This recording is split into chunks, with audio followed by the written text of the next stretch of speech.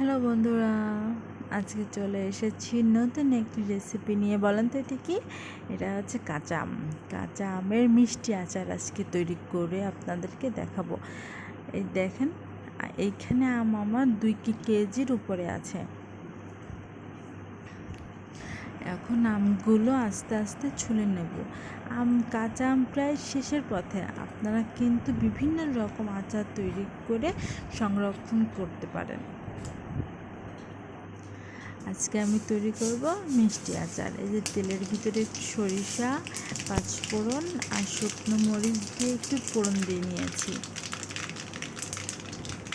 এখন এর ভিতরে একটু লবণ দিয়ে আগে থেকে কেটে রাখার যে কাঁচা আম, ওইগুলো ভালোভাবে ধুয়ে আমি এর ভিতরে দিয়ে দিচ্ছি।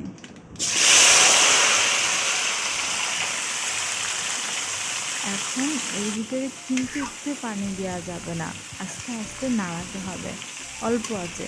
আপনারা যত আস্তে আস্তে নাড়াবেন তত এর ভিতর থেকে আপন ইচ্ছেই পানি বেরোবে। এটি খুব ধৈর্যশীল একটি আচার, ধৈর্য সহকারে বানাতে হয়। এখন আমরা একটু পাঁচফোড়ন, একটু জিরে আর একটু শুকনো মরিচ একটু গুঁড়ো করে নেব। এই আচারের মূল স্বাদটা কিন্তু এই গুঁড়ো থেকে আসবে। এই যে আমার চিনি দেখাতে আমি ভুলে গিয়েছিলাম, তো এই চিনি 1 কেজির থেকে হাফ কেজিরও বেশি লাগছে আমার।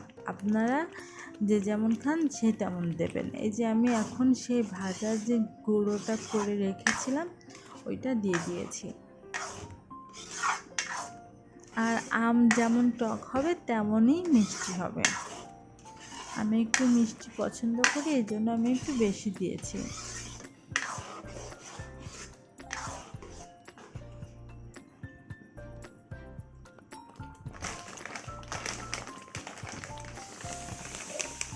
এখন আবার আমরা আরেকটু চিনি দিয়ে দেব।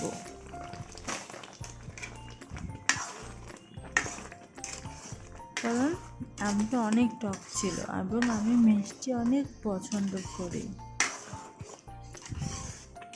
আমার প্রায় 1 কেজির থেকে একটু কম লেগেছে চিনি।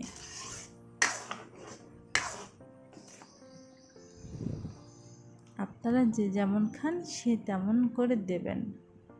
এই যে আমাদের রেডি টক মিষ্টি ঝালের আচার, মিষ্টি মিষ্টি আচার।